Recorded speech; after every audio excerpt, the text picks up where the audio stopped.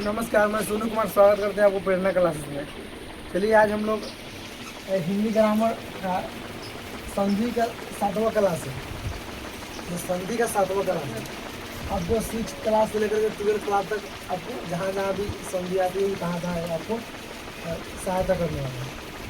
ऐसे व्यंजन संधि में थोड़ा सा पिछला वीडियो में पढ़े थे हम लोग, अब पूरा डिटेल में देख लीजिए। इसमें बताए थे कि विसर्ग संधि के बाद में अगर कोई स्वर या व्यंजन आता है तो क्या होगा, वहाँ वहाँ क्या होता है, वहाँ अगर कोई विकार या विकार उत्पन्न होता है तो क्या बोलते हैं, विसर्ग संधि बोलते हैं। विसर्ग मतलब इसे ऐसे साइन होती है, इसको बोलते हैं विसर्ग। ठीक है, तो जब विसर्ग का मेल किसी स्वर या व्यंजन से हो और वहाँ कोई विकार या परिवर्तन उत्पन्न हो तो उसको क्या बोलते हैं, विसर्ग संधि बोलते हैं। पहला नियम है विसर्ग का ओ होना, मतलब जो विसर्ग होगा उसके बदले क्या होता है, ओ हो जाता है। विसर्ग के बदले क्या हो जाता है, ओ हो जाता है। देखिए पूरा नियम, यदि विसर्ग से पहले ओ क्या हो, ओ, विसर्ग से पहले ओ हो और अ के बाद कोई स्वर हो या किसी भी व्यंजन वर्ण का तीसरा चौथा पांचवा वर्ण हो या य र ल व हो तो अ और विसर्ग का ओ हो जाता है। मतलब अ और विसर्ग मिलके क्या हो जाता है, ओ हो जाता है। यही नियम नंबर फर्स्ट है। ऐसे पिछला वीडियो में इसके बारे में हम चर्चा कर चुके, इसलिए थोड़ा उदाहरण कम कर दिए। ठीक है, जैसे यहाँ देखिए अ के बाद विसर्ग होगा, और विसर्ग होगा, उसके बाद कोई स्वर होगा या किसी भी व्यंजन वर्ण का तीसरा चौथा या पांचवा वर्ण होगा या य र ल व ह होगा तो सिर्फ ओ और विसर्ग के बदले क्या होता है, ओ हो जाता है। जैसे यहाँ देखिए, जैसे मना जमा ज, अब यहाँ देखिए नौ में क्या है, अ है, समझे कि नहीं, तब ना पूरा न है। अब 9 में से हम लोग अ हटा दिए तो 9 आधा हो गया, और विसर्ग और अ मिल के, क्या हो जाना है, ओ हो जाता है। तो विसर्ग और अ मिल के यहाँ पर ओ हो गया, इसके बदले क्या ओ हो गया, और ज यहाँ है। अब ओ का मात्रा इस 9 में जोड़ दीजिए,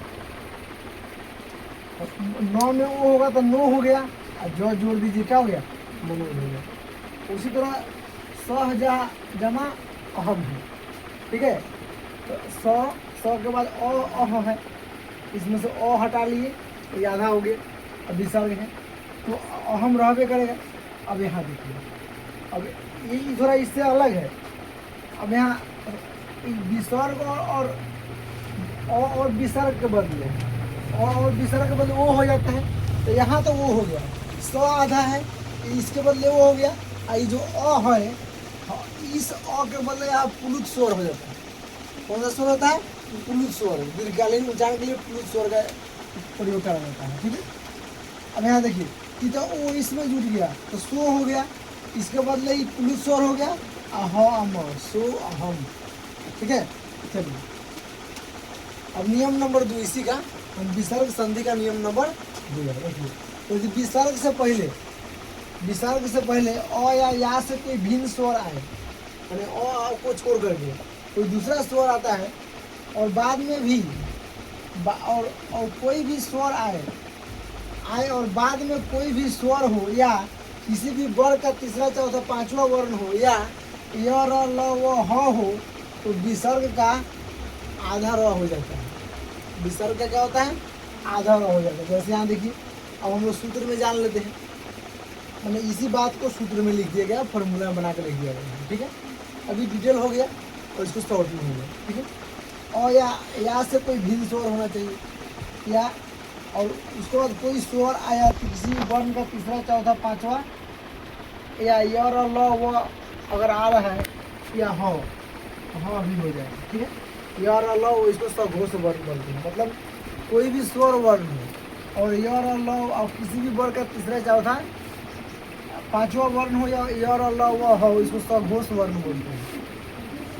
ठीक है, तो इस विसर्ग के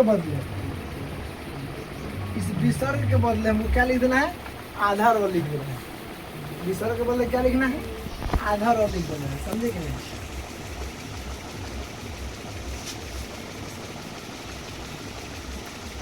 विसर्ग के बदले आधा रो हो जाता है।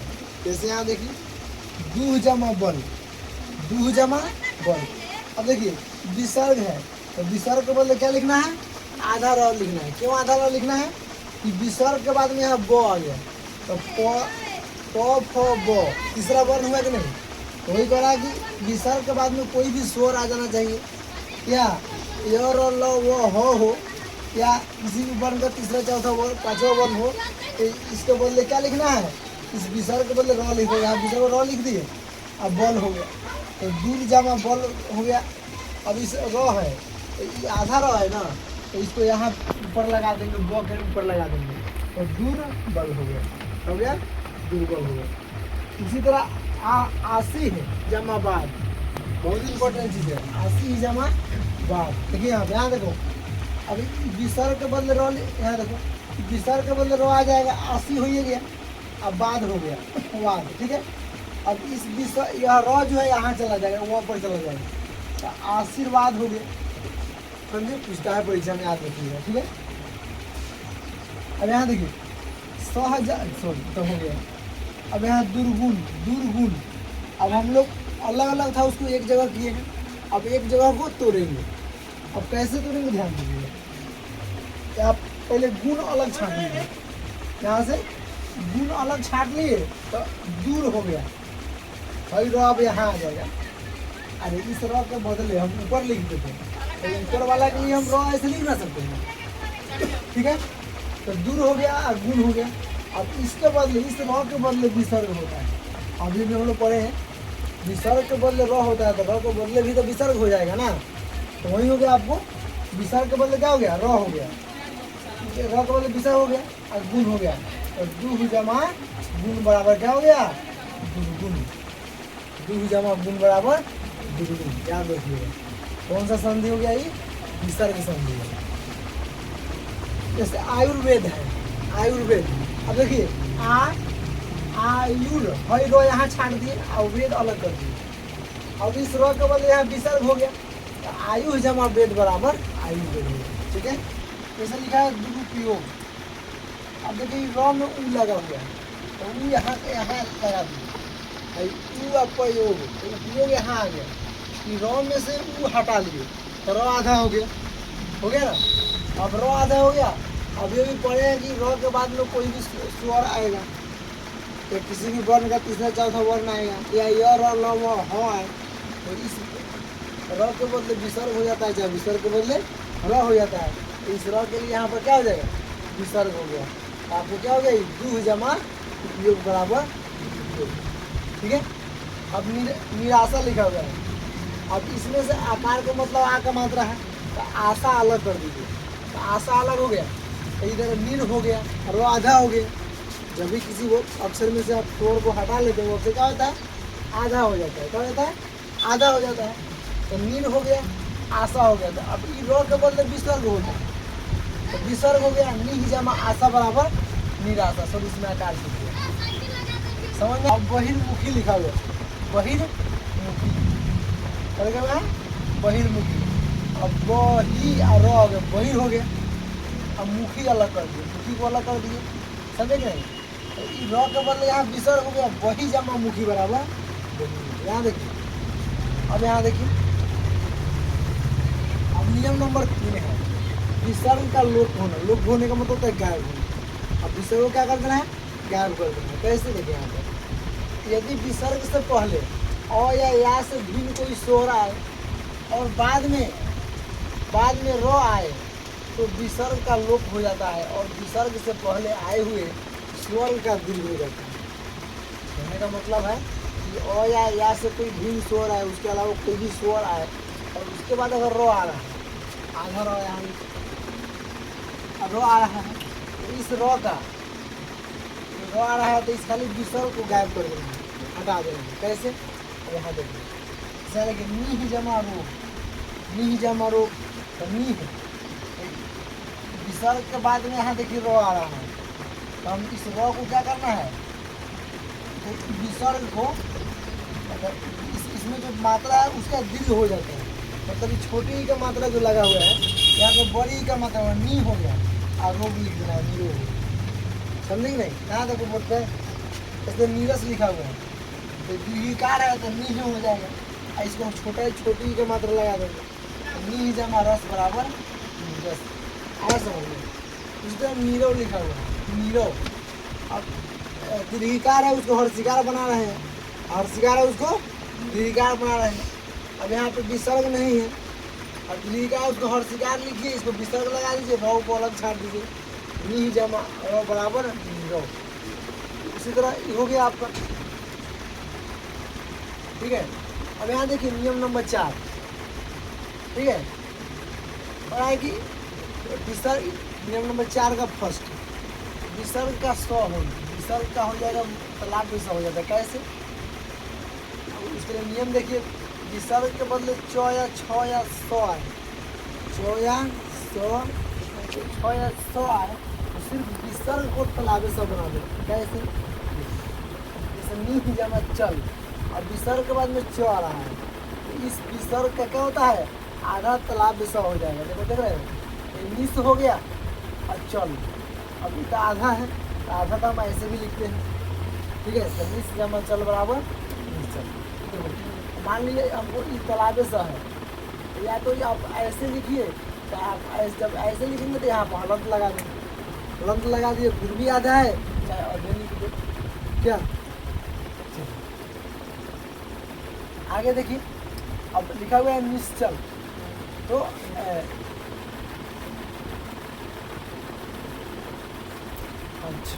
नी जमा छल, ठीक है, नी जमा छल। अब यहाँ देखिए, अभी विसर्ग के बाद में छ आ गया, तो नियम तो यही ना है कि विसर्ग के बाद में च या छ या तालाब स हो तो सिर्फ विसर्ग का क्या होता है, आधा तालाब स हो जाता है, ठीक है। स हलन का मतलब होता है आधा तालाब स। अब देखिए इसका आधा तालाब स हो गया, इसके बदले हम तालाब स लिख दिया, आधा लिख दिए, और छल हेले है।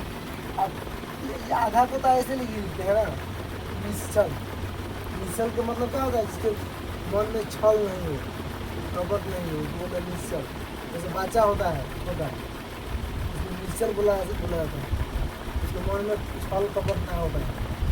जैसे बड़ा आदमी है तो अपने आप को निश्चल नहीं कर सकता है, चाहे वो सब चीज़ जानता है, समझे कि नहीं? तो निश्चल का मतलब जिसके मन में छल कपट ना हो, समझे? बच्चा को एक ऐसा पर मार दीजिएगा ना तो बाद में वो भुला जाता है, लेकिन बड़ा आदमी को मार के देखिए याद है, अच्छा समझे कि नहीं? मतलब हमेशा यदि पढ़ता रहेगा, मतलब क्या कहते हैं उसको, अपना यदि हो जाए कब उसका मतलब टाइम आएगा तब तुमको लिखा है, समझे कि नहीं? ठीक है, बच्चा होता है आप उसको इनोसेंट बोलते हैं, इनोसेंट मतलब निर्दोष, यानी उसको मतलब इनोसेंट बच्चा को बोला जाता है। अब बड़े हैं तो इनोसेंट नहीं कर सकते, समझे कि नहीं? तो निश्चल का मतलब जिसमें छल ना हो उसको निश्चल, समझे कि नहीं? अब हरिश्चंद्र, ठीक है, हरिश, देखो आधा स है, हलत ला के स लिख देते हैं, हरिश जमा चंद्र हो गया बराबर हरिश्चंद्र हो गया। अब इसको ऐसे लिख सकते हैं, तालाब स है, आधा तालाब स को विसर्ग ला के लिखते हैं ना, तो हरि जमा चंद्र बराबर हरिश्चंद्र, फाइनल आपका ये है, ठीक है ना? मनोचिकित्सा, ठीक है, देखिए जहाँ मनो लिखा हुआ है तो मनु, मनु, मनु हो गया। अब यहाँ च आ रहा है, तो नियम क्या है, विसर्ग के बाद में च, छ या तालाब स हो तो इसके बदले क्या होगा, यहाँ पर क्या लाना है, तालाब स आता है, तो यहाँ इस चौक के बदले यहाँ क्या ला दिए, तालाब स हो गया, मनु, मनस।